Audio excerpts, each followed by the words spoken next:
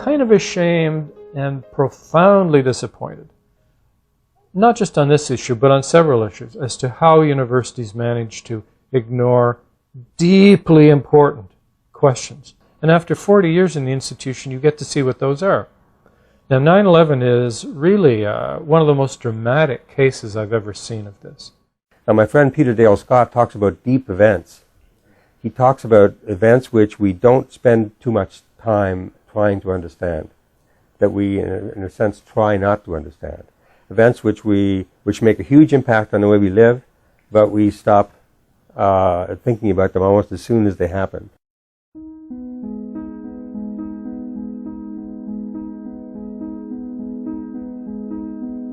Universities. They are recognized for their research powerhouses, their education, their student life, and their tradition of open discourse on campus. But are there certain lines of inquiry that are considered taboo within universities?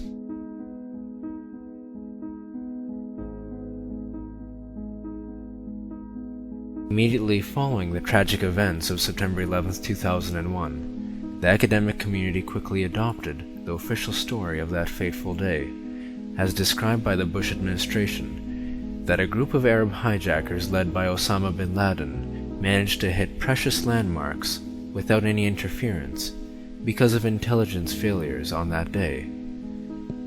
The 9/11 Commission, whose mandate was to provide the fullest possible account of the events of September 11th, also restated this conclusion in their 571-page Commission report.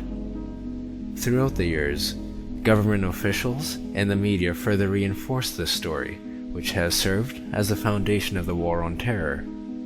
Academia at large has also maintained this version of events in their curriculum and publications. But have universities critically examined the official story? Is it taboo to do so? Why do several academics identify themselves with this story when they are harsh critics of the U.S. administration's War on Terror? These questions are of crucial importance to a growing number within the academic community. Here's a transformative event which involves so-called global war on terror, increase in military budgets, a reformulated foreign policy, restrictions of civil rights. So massively important and a watershed event. And what's the university doing? You know, writing some ethereal postmodern critiques of it, but are they asking the basic question, what happened on that day? Who did it? You're not supposed to ask that. I think it's just considered, oh, we're not going there. It's just not, it's a subject to be avoided, but not, and if you ask people, no, there's no taboo about it. It's just that it's not my area, or it's all too confusing, or who needs it? There's so many other areas that we can critique the establishment on. It's interesting that in the academy, the case of the invasion of Iraq has received a considerable amount of attention, and that has exposed a considerable number of serious crimes. And yet 9/11 doesn't get the same treatment. 9/11 is still considered out of bounds.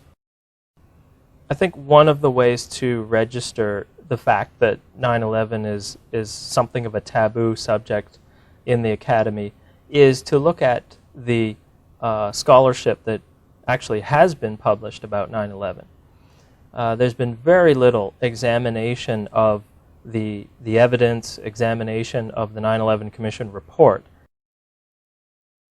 They have all kinds of stories that they'll embellish the story with, the official story, but they won't criticize it. That tends to be a general path within academia, even among left-wingers, even among people you would expect to be critical about government stories.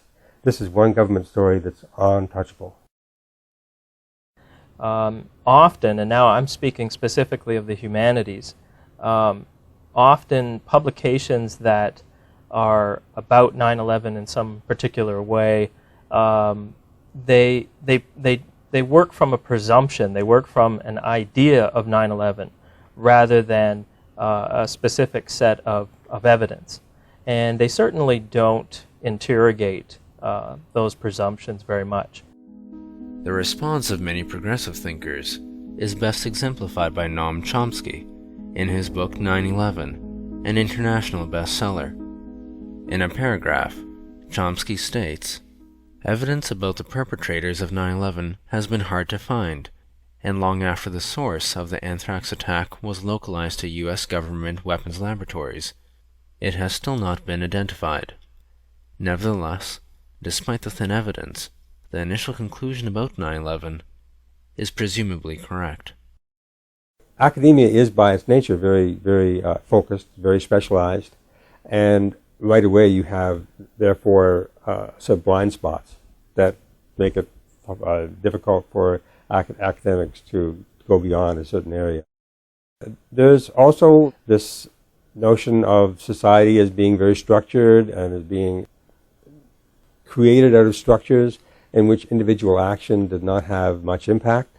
So for a lot of even Marxist academics or leftist academics, even for them who you'd expect to be critical of a government story, they're more interested in the broader structural aspects of society. They don't want to look at this thing called September 11th, except obviously in terms of how it's affected society since, but they're not interested in the event itself.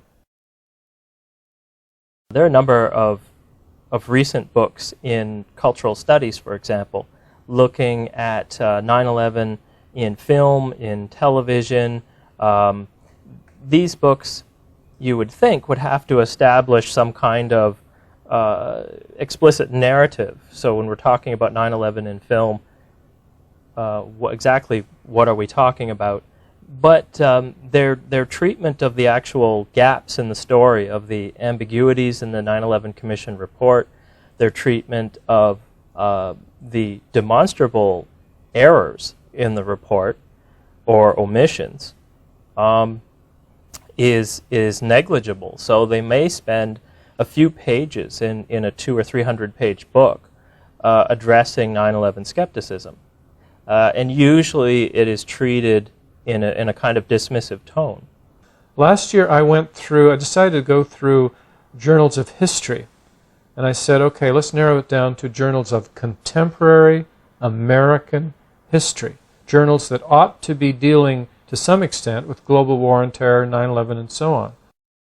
And I looked at every issue since September 11th, 2001. I did not find a single article that raised the question, who did it?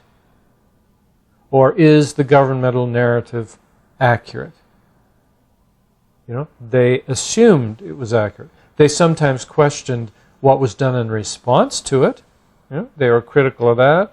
There were lots of fancy postmodern, post-colonial articles that were very complicated and sophisticated, you know, reading 9/11 and interpreting 9/11 and 9/11 as narrative, 9/11 as script. But as far as I could tell, there wasn't a single one that actually said what happened on that day. What kind of historian is that? What does it say about the discipline of history right now? None of the books I can think of make any reference to the many book-length studies of the evidence that have been done by people such as David Ray Griffin.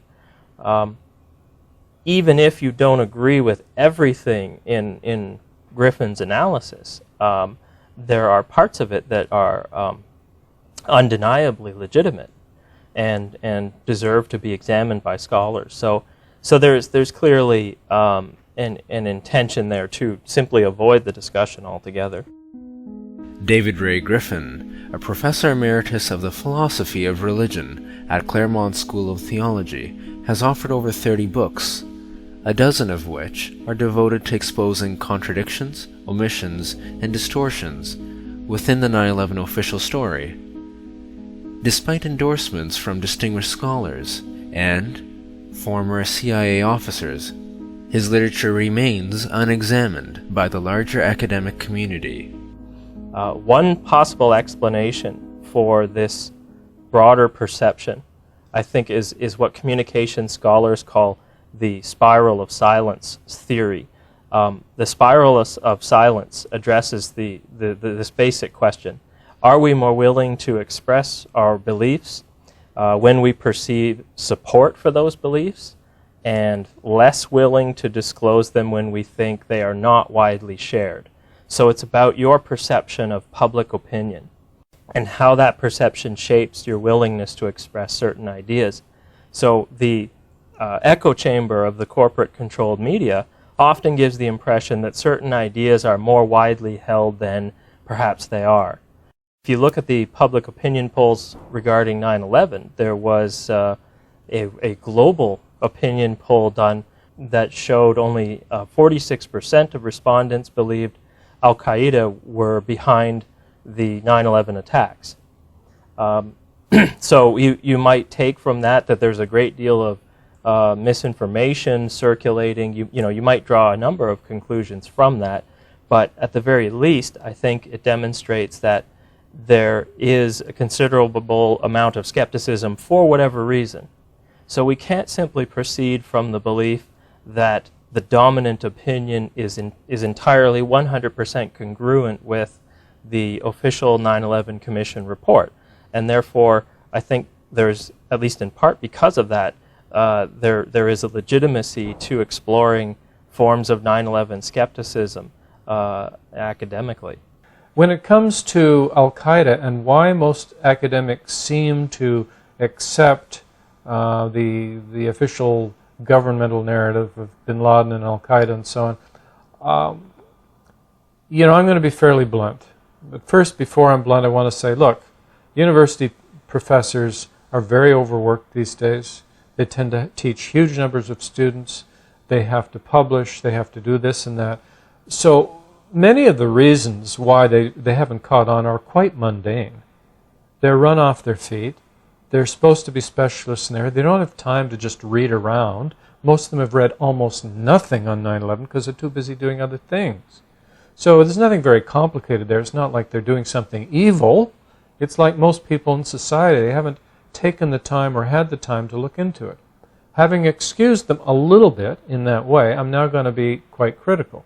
I'm going to say that I think the main reasons they accept the official story are timidity and laziness. Timidity because, it takes a certain intellectual courage to question a story that's being promoted so heavily by almost every government in the world and by the mainstream media and by most academics. The mainstream media, especially since 9/11, labeled skeptics of official stories as conspiracy theorists in the pejorative sense of the term.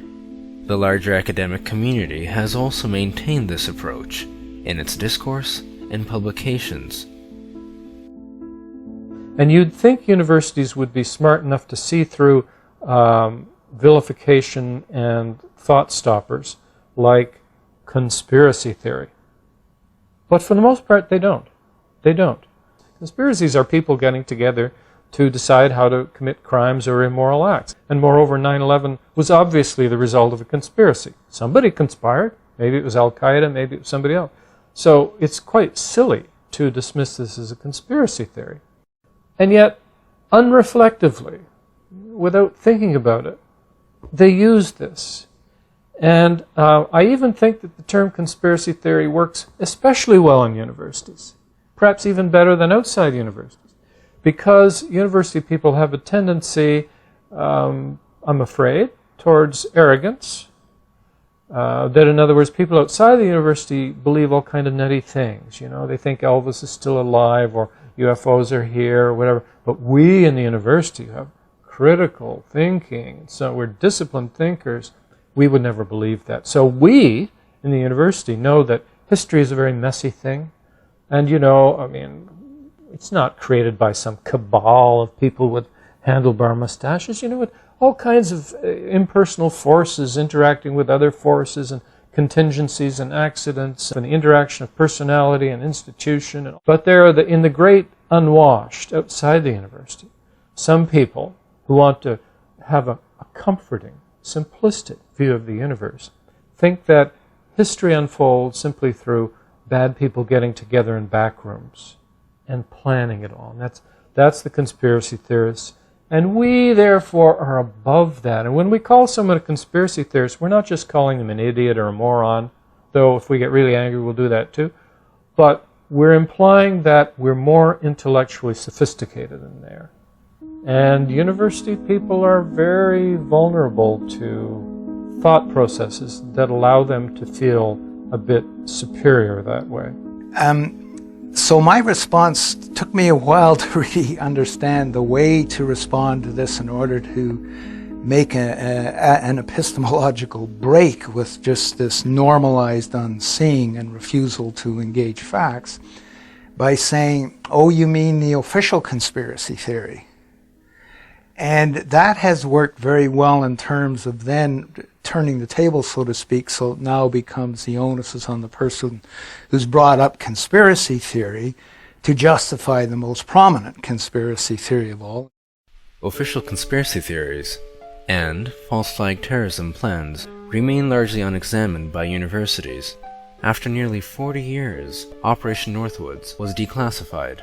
It called for shooting innocent people on American streets, hijacking planes, blowing up a U.S. ship, and with the support of clandestine media, the goal was to blame it on Cuba as a pretext for war. It was proposed and signed by every member of the Joint Chiefs of Staff. Perhaps the most recent case that the Academy has yet to connect the dots in relation to the events of 9/11 are the anthrax attacks.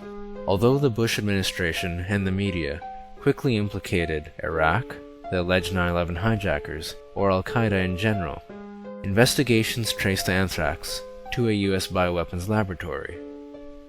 Since blaming a Middle Eastern group had failed, the FBI then pointed their fingers at a domestic individual. However, Senator Patrick Leahy, who was giving indications of blocking the Patriot Act, became a target of the anthrax and was convinced many people were involved. I do not believe in any way, shape, or manner that he is the only person involved in this attack on Congress and the American people.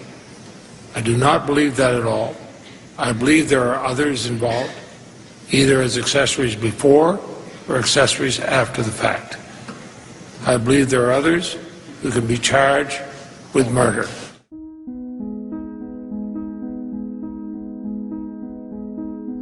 Okay, that somehow we're not going to look at that alternative story. It's going to be forbidden. So here's where we get into taboo. It's forbidden. It is untouchable. It is unmentionable. It is dirty. It sullies you. It profanes you. It isolates you. All these things. What normally happens in order to discredit anything that discredits the official story is that the people who raise the issue are themselves attacked. The taboo against knowing the facts is here encoded into the identity structure itself. In the background, 9/11 justified any violation of international and constitutional law as essential to the war on terrorism. John McMurtry, a professor of philosophy of international renown, became one of the first academics to publicly question the official story of 9/11 and presented a paper entitled "Why is There a War in Afghanistan?" 2 months after 9/11, in which he asked the question, who benefits from the attacks? Within the next 2 days, the Wall Street Journal called him Osama McMurtry. The Globe and Fox News followed quickly with ad hominem denunciation, and his colleagues, a couple of Harvard fame, notified McMurtry that they are reporting him to the FBI and the CIA. Academics flooded his university with emails to its president and his department chair, demanding that McMurtry be fired. In the end, the university maintained McMurtry's professorship on grounds of academic freedom. Well, I'm glad you were able to get that established, that in fact he took an enormous amount of harassment as a result of statements he made. And that, of course, has the effect on all of his colleagues, has the effect on people who think that this is a subject which demands some examination, and they begin to slide away because they see what has happened to him. Now, very luckily, he is in Canada, not in the United States, or very possibly he would be in one of the torture chambers of some Arab state. But I think that's exactly it. It's in fact the reaction is so overblown that you begin to realize that there must be something wrong here. As a philosopher, and epistemology being one of my areas, just thinking, well, how does this happen? How do you get, because there are people who run the official conspiracy theory, and they are not part of the Bush apparatus, nor even in favor of the Bush apparatus. Why would it that they'd be identifying with this story? And indeed, often aggressively so.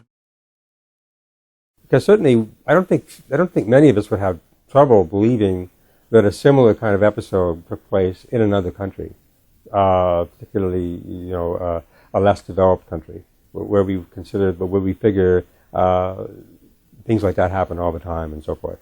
But we tend, in other words, to see our own government, our own society as very stable, as very resistant to any kind of interior corruption. And that's what a critique of 9/11 immediately takes you there. Well, I was president of University Ryerson, and when I was there, I had a visit from the Ryerson MP, who were asking me to cooperate with them in identifying students who might be found to be security risks. I ushered them out very quickly and suggested to them that was not my responsibility, and that they would not be receiving any reports from me on either students or faculty. It certainly made me realize the degree of cooperation that was expected. Universities have to make uncomfortable alliances with the nation and the state. How is this situation handled? How are the universities handled? At the University of New Hampshire in 2006, William Woodward, a professor of psychology, expressed his view in class that the Bush administration allowed the 9/11 attacks to occur. A number of students and local politicians insisted that he be fired and said there are limitations to academic freedom of speech. State legislators chimed in, demanding Woodward's dismissal and threatening to consider the issue when they next review the university's budget. Some universities, on the other hand, raised no issue. Of the hundreds of professors that began analyzing 9/11, Richard B. Lee, a distinguished professor at the University of Toronto, became the first academic in North America to teach a course that critically examined 9/11. I recall that the year was 2004, and I taught a first-year seminar on the subject of 9/11, critical perspectives on 9/11. The goal of the course was definitely to subject the official elements in the official story to the tests of evidence. Elements that were in the official report or the official version do not correspond to reality, or in some cases there were stories shown how the official narrative was shaped by excluding certain elements and including others. We built the course around the first edition of David Ray Griffin's book, The New Pearl Harbor, which was questioning the official story of 9/11. He then has done a whole series of other volumes, each one with its meticulous, even-handed prose tone, which is really important. And the students worked with that. And then their own independent researches online and in newspaper archives that the students pursued more specialized topics. In 2008, at McMaster University, Professor of Philosophy Mark Vorobej taught an upper-level undergraduate course in argumentation theory, in which students had a strong background in philosophy and logical theory. But in his class, students devoted 5 weeks to critically examine David Ray Griffin's scholarship on 9/11. Students deconstructed each chapter with insightful critiques and were impressed by Griffin's rigor and balanced research. Towards the end of the semester, one student polled the class. The result was unanimous. Professor Vorobej noted that students trained in logic and who studied the arguments of the new Pearl Harbor carefully recognized that the official 9/11 narrative cannot survive rational scrutiny, a result that was similar to the University of Toronto class. Many of Griffin's analyses focused on the contradictions, omissions, and distortions in the 9/11 Commission's report, which has brought attention to examining the 9/11 Commission itself.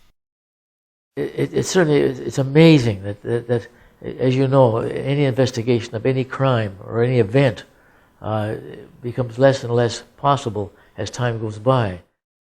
For women who lost their husbands on 9/11, referred to as the Jersey Girls, motivated several 9/11 victim family members to compile well-researched questions regarding the failures and activities of government officials on the morning of 9/11 and called for an investigation. Despite the Bush administration's efforts to avoid any investigation for over a year, the Jersey Girls were successful in gaining media attention, which pressured the administration and led to the formation of the 9/11 Commission. One of the reasons to be suspicious of the 9/11 Commission report is because of the executive director. This is the man who is the head of the staff who did the actual work of producing the report. He's the man who decided what topics would be pursued, what topics would not be pursued. He's the one who, we are told, outlined the document, chapter titles, subheadings, before the investigation work of the commission even began. So in other words, he framed the narrative in advance, okay? And he obviously framed it to fit with the narrative that had already been created by the FBI. This is the executive director of the commission, Philip Zelikow.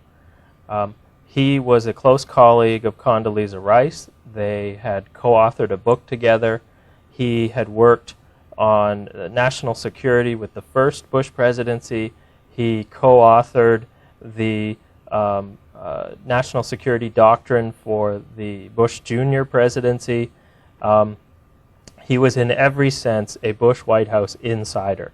And at the same time, he had control over which witnesses were called before the commission, what questions could be asked of them, and he had control of the final edit of the 9/11 Commission report.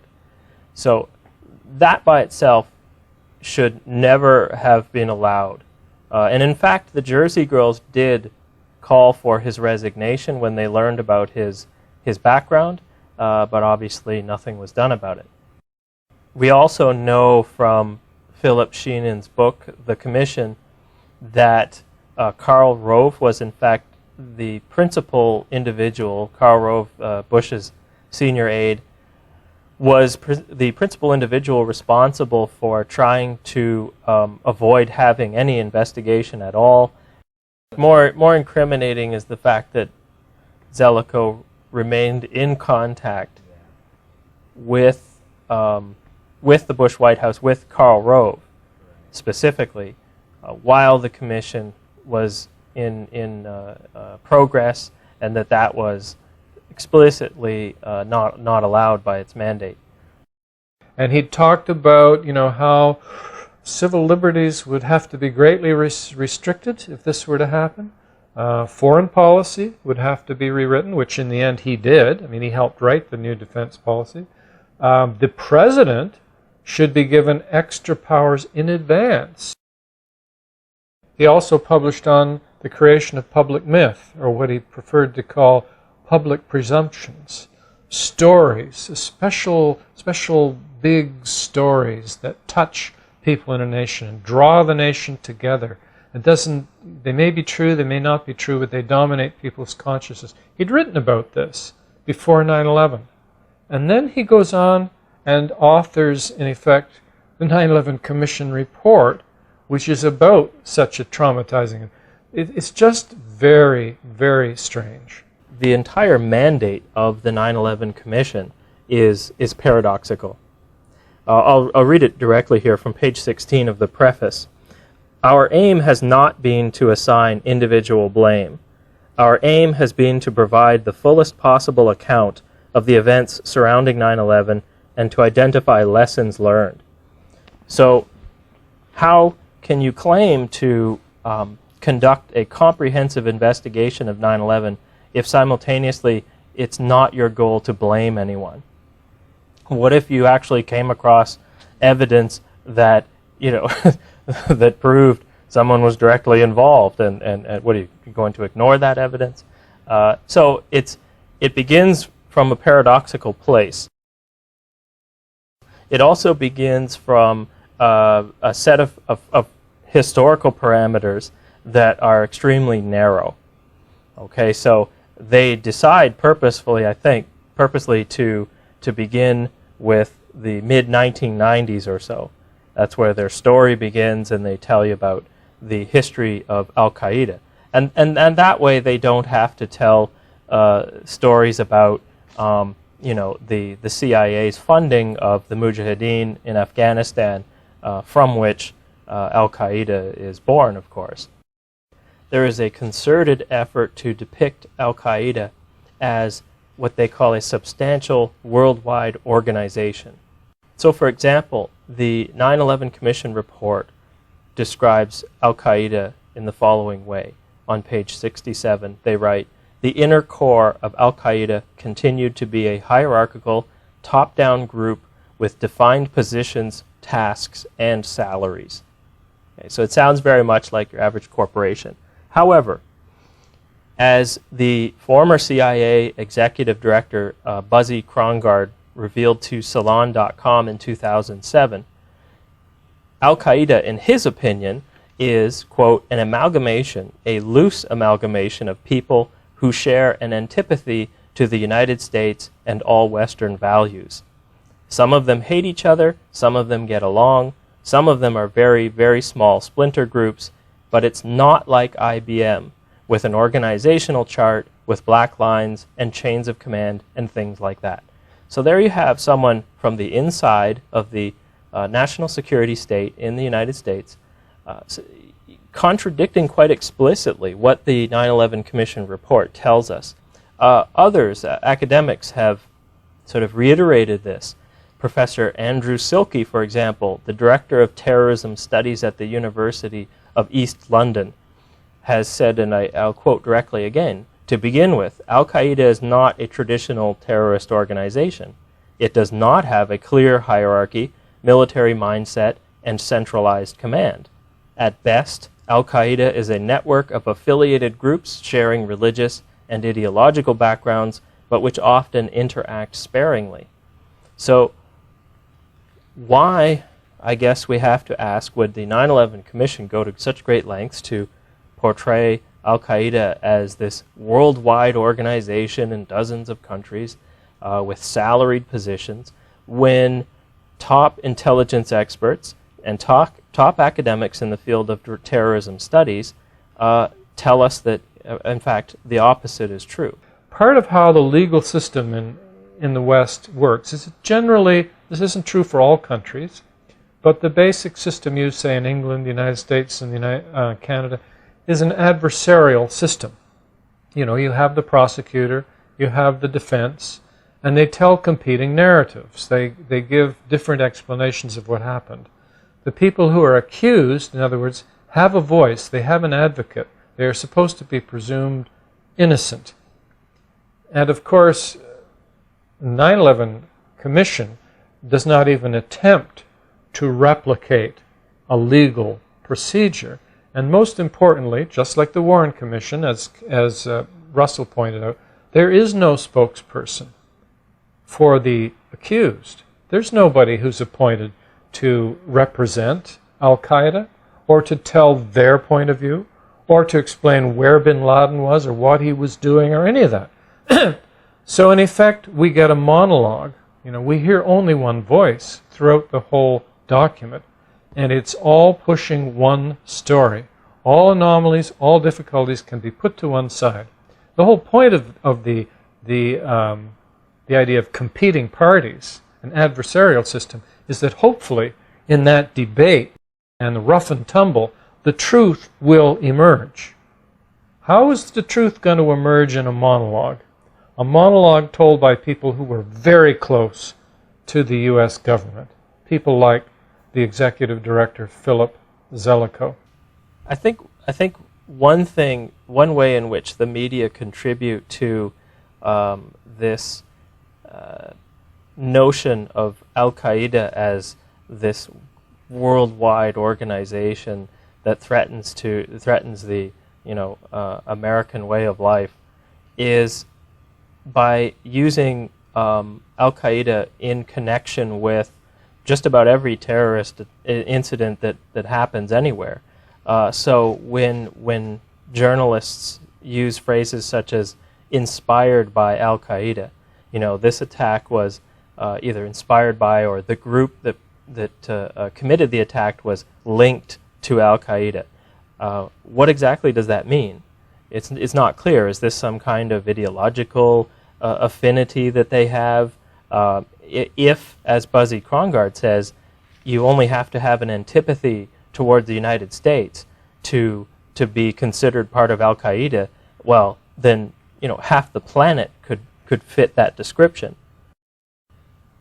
An example in the 9/11 Commission report of the exaggeration of Al-Qaeda's capacity.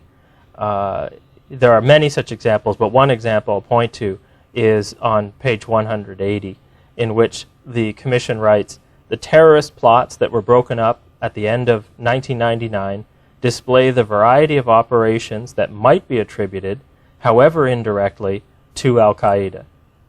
And I think, that's an indicative phrase, however indirectly. It basically says, we're beyond the sort of, trying to connect Kevin Bacon to other actors here. We're basically saying this Al-Qaeda is this amorphous thing that we can apply in almost any circumstance. So I think we need a better definition of it. Otherwise, it only contributes to the expansion of this so-called war on terror. I think the most common reason given by average people of why they believe Al-Qaeda is behind 9/11 is the confession video that was released in December 2001. In relation to that, there was the admission.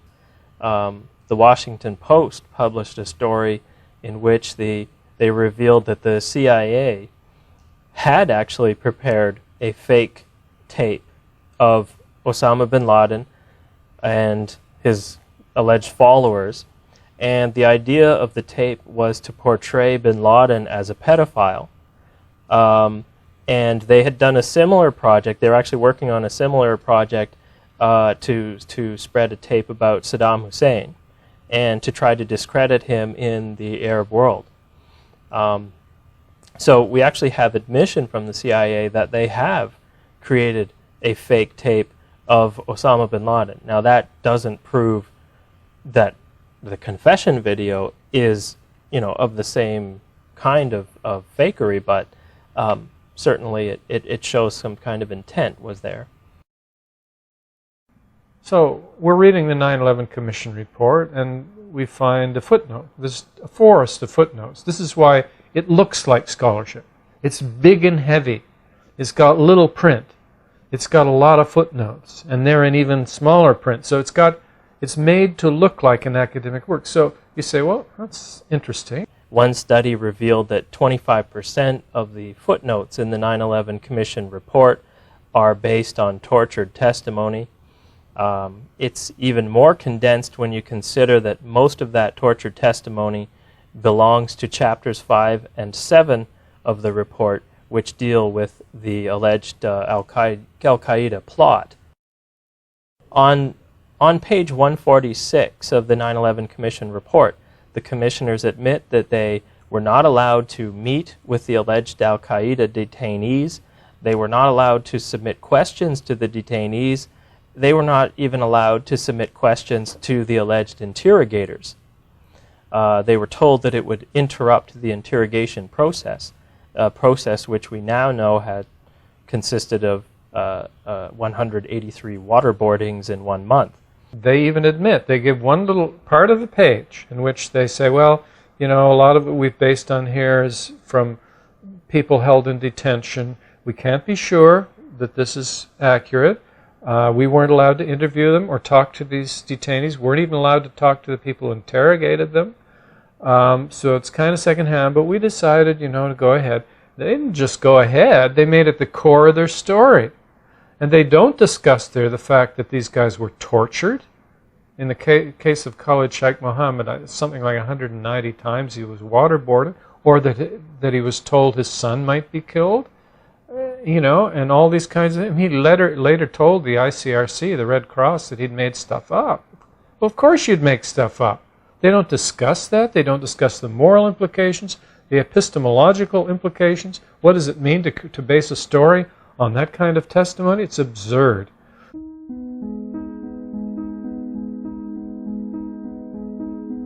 In the days leading up to 9/11, there was unusual market activity indicating possible foreknowledge of the attacks that later entered into the peer-reviewed literature. With regard to the stocks of the very airliners that crashed into the towers, the Commission stated in a single footnote that it was highly suspicious trading on its face. However, they dismissed it by stating that the individual involved had no conceivable ties to Al-Qaeda. Paul Zaremka, an econometrician and editor of Frontiers in Econometrics, has been concerned about the lack of discussion regarding academic studies critically examining this topic. First of all, you shouldn't even be presuming that Al-Qaeda did it. I mean, if you're doing some kind of investigation of how it happened, you don't presume anything. Now, what happened on the data on American Airlines and United Airlines are that both stocks, coincidentally, were around $32 a week before 9/11. And then afterwards, the stocks fell from around 30 to around 18 when the stock market opened 1 week later. So obviously you can make a lot of money if you had a put option on either American Airlines or United Airlines, okay? That's just the data. That's just how things work, okay? The question then becomes whether there was an unusual level of movements in put options in either of those stocks before 9/11. The put option is one of several methods that you can take advantage of, knowing something that's going to happen to a stock price before it happens, anticipating that it's going to happen, and if it does happen in the direction you expect it to happen, then you can make a lot of money. When I say that you can buy a put option to be able to sell a stock later, you're buying the option to sell. You're not selling, you're buying the option to sell, okay? But if I have bought the option to sell, I can also sell my option to sell, okay? So the normal data that you get in publications adds those two together. And then they look at a ratio of that total quantity to another thing which is called a call option, which is the opposite of being able to sell a stock. It's the option of being able to buy a stock. That gives you a put-call ratio. That's publicly available. Professor Podosman is from the University of Illinois at Champaign-Urbana, and he was given confidential data by the Chicago Board of Options Exchange to investigate the issue about whether there was insider trading on American Airlines and United Airlines stocks before 9/11. When I say confidential data, I mean he was actually given exact transactions, which I'm going to argue is significant because the public data are not that detailed. Then he made an analysis on put options which occurred in these two airlines, and he focused on the days before 9/11 up to 9/11 itself. But Podosman was able to look at the individual call and put options and distinguish that which was a sale from that which was a purchase. So in other words, he had clean data the rest of us can't really get a hold of. And from that data, he then made an analysis of was the pattern, the levels in which there was selling of put options, or excuse me, buying of put options, was the level of the buying of put options extraordinary in the days before 9/11 or not? And that's a statistical question of which there is no 100% answer. I mean, any statistical question is a probabilistic statement. His final conclusion is that with probability around 99%, there was insider trading on American Airlines and United Airlines.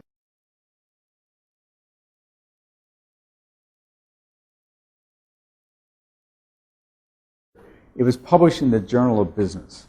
The Journal of Business is a peer-reviewed journal in which if they get any article, they have to send it out for review from other scholars in the fields. It obviously is a very mainstream publication, whatever you want to call it, business school publication. So it's an outstanding place for such a publication to have appeared. But what's amazing is that I've never seen an analysis afterwards, and now we're more than 4 years later. I still have yet to see anybody counter his work, and yet it's extremely important work. I mean, you would think. I mean, I have been an econometrician. I know how this work is done. If you publish anything that's particularly interesting, some other people are going to make other articles from a contrary point of view, or criticize your data or methodology or something like that. For example, if you do a study of what is the cause of crime, or you're doing a study of does capital punishment increase or decrease the probability of crime, well, you've got a lot of people in those articles, and they have to take different positions, and some of them are extremely critical of the other one. In this particular case, this is really, this is deaths of 3,000 people, and nobody's contesting his results, which it may mean that they're unobjectionable, but I don't believe that. I think it's more that people are scared to even discuss it.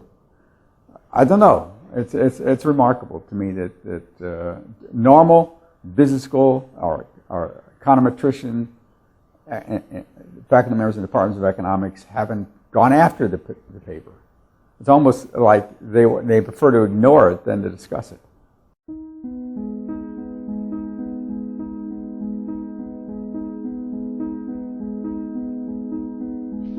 In addition to the humanities and social sciences, the civil engineering community also adopted the official story and maintained critical perspectives generally outside their discourse. Zdeněk Bezant, an eminent professor of civil engineering at Northwestern University, within just hours of the attacks, worked out an entire explanation arguing that the towers were doomed to collapse, and submitted it to the Journal of Engineering Mechanics on September 13th, just 2 days after 9/11.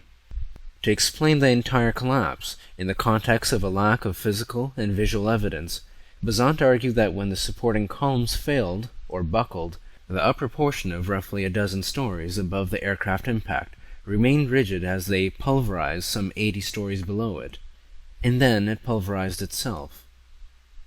Without referring to the actual sizes or strengths of the columns in the towers, and without specifying whether columns were open sections or closed box columns, Bezant proposed his own theoretical model of a steel column in the towers, a 3-hinge bending model.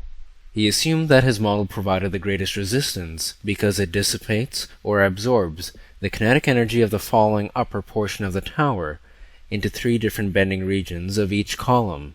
Along with several other assumptions, he concluded that his work is the definitive explanation, as his calculations are consistent with the towers coming down within 10 to 12 seconds. Although many engineers have argued from a strictly physics point of view that such an explanation is incorrect, Bezant maintained in his subsequent papers that all critics of his explanation are outside the community of structural engineering. I believe that in certain circles, let's say civil engineering or structural engineering, it is a taboo. And there is some kind of understanding that you are going to be, you are going to lose all your credentials to respectability. We have full-scale testing equipment for a variety of structural systems, including columns, beams, frames. We do a lot of that kind of research in civil engineering. Up until the time of the 9/11 collapses, we made efforts to make sure that our structures had an adequate safety factor and had a robustness, built-in redundancy. In other words, if a particular element within a structure failed, it wouldn't mean that the entire structure would fail. And we were able to succeed in that direction, I guess, until 9/11. And suddenly the world changed as far as structural engineering is concerned. For Towers 1 and 2, Professor Bazant from Northwestern proposed the simplified model, which I take issue with in terms of its ability to predict the amount of energy dissipated when one story comes crashing down on another story. Tested 11 tubes with different sizes and thicknesses and different lengths to try to establish the effect of slenderness ratio, which is the degree to which a column is subject to buckling or not. Since the core and perimeter in Towers 1 and 2 were box columns, Kroll believes that they were not very slender. The columns would not only bend, as Bazant maintains, but they would also tend to crush, which would significantly dissipate much of the energy of the falling upper stories. Square tubes, such as what I'm holding here, subject to axial compression, to just see what happens when indeed we do crush it a good percentage of the story height. And that's what we've endeavored to do here. And of course we found that we get a much higher resistance over the period of the travel of the crosshead of the testing machine than if we simply had a plastic hinge develop in the middle. In the past, Professors Tomasz Wierzbicki and Lodek Abrahamowicz derived a formula describing the resistance offered by columns being crushed when they were studying Ford automobile crash tests. To further this research, Professor Kroll's team found that crushing offers 6 times more resistance than the 3-hinge bending model. These resistances were then applied into a multi-story building model to see if the entire model would collapse if an entire story was removed. Even with the Wierzbicki formula that reduces the assumed resistance by 50%, we're finding that for the computer runs that we've done, very few result in complete collapse. And if now we modify our model based on these tests that I've been describing, I'm quite certain that we'll find that none of our buildings will collapse. And the next stage then is to move to building 7. If you were to go to the common man or woman and ask them about building 7, I don't think you will find enough people who know what building 7. If you were to go ahead just a little bit and tell them, wait a minute, there's a building that collapsed mysteriously on that day, many hours after the planes hit the 2 towers, I don't think people are aware of that. Okay, those who were made aware of it from my basic knowledge are extremely disturbed when they learn that there's a building that collapsed. The National Institute of Standards and Technology, also known as NIST, funded by the U.S. Department of Commerce, was mandated by Congress to explain the collapse of the World Trade Center Tower buildings and World Trade Center Building 7. It was a 47-story steel-framed building consisting of New York City's Emergency Command Center and the second-largest CIA office. Building 7 was not hit by a plane. And NIST concluded that office fires, initiated by the debris from the falling towers, would be the first time in history fires brought down a steel-framed high-rise building. When you look at the Beijing hotel fire, the Mandarin Hotel was full of fireworks for distribution worldwide, caught on fire, and we ended up with an inferno of that building, and it stood it. It didn't collapse. So the question is, why did the Beijing fire not result in a global collapse of that structure, whereas in the case of 7, it did? Based entirely on a computer model, NIST concluded that the fires caused a particular beam to thermally expand, kicking the girder of a column off its seat, leaving it unsupported, which caused it to buckle. Those academics whose work relate to 9/11 matters, I think they have a role to play, especially engineers. Because the 9/11 story that the government has advocated is based on engineering flaws. If this is a crime, I think everybody agrees it's a crime. Evidence was removed from the scene of the crime. Well, if evidence is removed, no scientist can possibly reconstruct what happened. A scientist has no better friend than valid critics to whom they respond. And if the criticisms lead to abandonment of the hypothesis because it doesn't fit, because the facts don't fit the idea, then the hypothesis must be abandoned and replaced with something more adequate. Upon being corrected by a high school physics teacher, NIST admitted in their final report that Building 7 came down in free fall acceleration for over 100 feet, encountering zero resistance in that period of time. And in the 10-story analysis structure that I and 2 co-authors have put together, we clearly show that there is sawtooth action when you remove all of the columns in any story above the bottom one. You're going to get the conservational momentum principle applies, and it's going to slow down the velocity, and that seemingly doesn't appear to be the case from what we've witnessed. So why are we having a conflict between Newtonian physics and observation? And I think that's an open question that more people ought to be probing into. Despite its mandate to provide the fullest account of 9/11, the 571-page commission report did not mention Building 7, except in a little footnote. Across the entire spectrum of the events of 9/11, evidence has been in the process of being destroyed or withheld.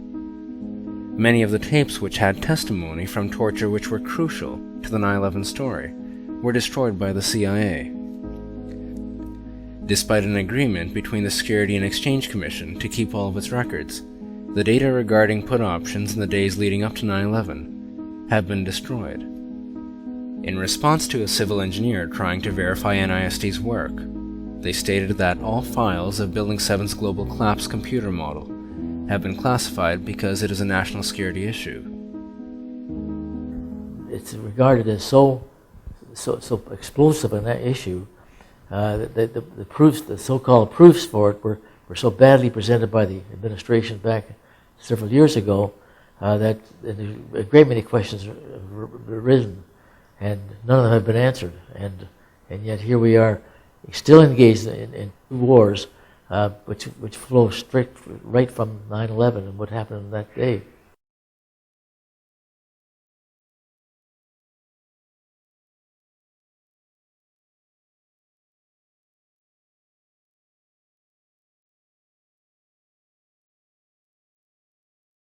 I thought it was very important to communicate to the public what they may not know, and certainly nobody was talking about it, that under international law this was a supreme crime. which is a war of aggression, invasion of another country. That is the supreme law of international law, the supreme crime under which all the other crimes follow. I mean, that's already established international law. So I just put that out to normal places that normally had published my correspondence and just said, are people aware of that? No one would publish that. And all I did was quote the international law word for word. Nobody. Well, during that period, somebody got in touch with me and said, we want to have you debate somebody from the U.S. on this.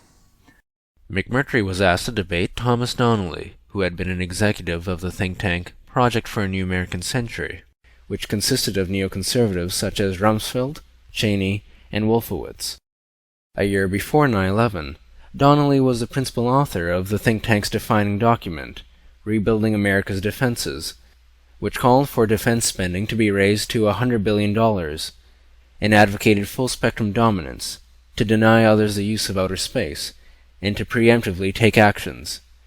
But for all this to happen, it would take far too long unless there was a catastrophic and catalyzing event, like a new Pearl Harbor. In Washington, we're joined by Thomas Donnelly, an expert on U.S. foreign policy and defense. He's with the American Enterprise Institute. Donnelly says the U.S. has a great responsibility to protect freedom around the world, and he disagrees with those who say Bush is the bigger threat. And with us here in studio is John McMurtry. He's an author and philosophy professor at the University of Guelph. He says Bush's policies are the biggest threat to world peace, and that they constitute a war crime. You have written about the U.S. threat to peace.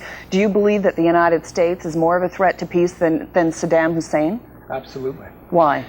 Well, the biggest threat to me is, Saddam Hussein, you must remember, was very much supported by the U.S. in the 80s, and indeed his coup d'etat was favored by the U.S., and his worst crimes were done with U.S. support, and many of his arms were imported from Britain and the U.S.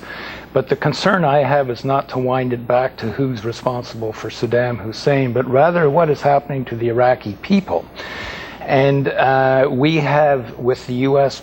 proceeding to go unilaterally in announcing its intention to wage war, it is already in violation of the Nuremberg Charter. A war crime begins with the planning, preparation, initiation, or waging of a war in violation of international treaties, agreements, or insurance. In fact, there's impeachment proceedings, articles being drawn up in the United States for also violating the U.S. War Crimes Act, and we also have such a War Crimes Act here. Thomas is advocating war crime here. I suppose he would be, in this sense, subject to the application of the law there as well. War crimes because they're invading another country? Yes, without validation by the Security Council of the United Nations and in violation of international law. And then the war crime is already in place when you start to move outside, and they have announced very clearly their intention to move with or without the UN, and that is a war crime to proceed to do, to wage, to prepare and plan for war. And Mr. Donnelly's recent article, he said planning for war. He himself is advocating a war crime. Are you advocating war crime, Mr. Donnelly?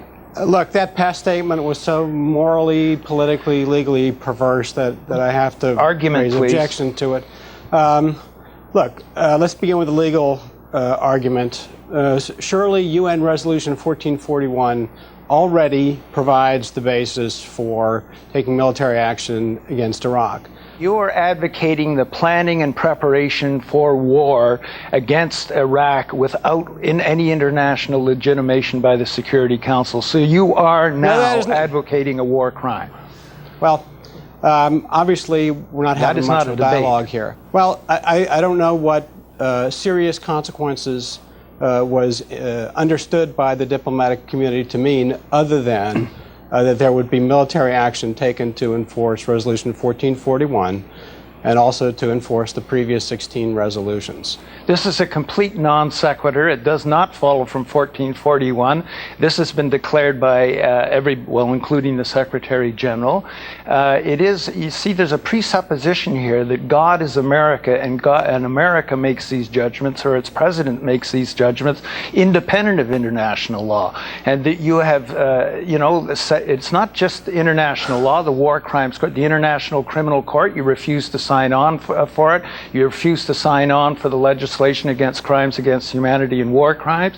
You refuse to sign on, and indeed have sabotaged conventions on chemical and biological weapons, on the ABM Treaty, on Kyoto Protocol, okay, so let's and on you go. You are a rogue administration. Okay, you are the biggest danger. Okay, so I'm going to give Thomas Donnelly a final word on that. So that's Mr. McMurtry's case.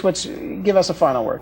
Also, well, look, I would like to conclude by saying that the use of American power in the world has been, as a matter of practical and historical fact, the sole reliable instruments, first of all, for bringing peace and stability and freedom to the European continent. Secondly, we hope now to do the same sort of thing in Iraq. And the person who invited me to do it is bureaucratically removed. Well, the unspeakable is again something I've written about academically in a logic journal. You know, a ruling structure of fallacy, I call it. What it is you never discuss anything that is in conflict with the basic ruling structure of society. So, for example, you don't talk in the United States. You wouldn't talk about, say, the international crime, war crime of the U.S., because that would be going against the basic ruling structure of that society. So it was unspeakable, and you don't even now hear those words being used.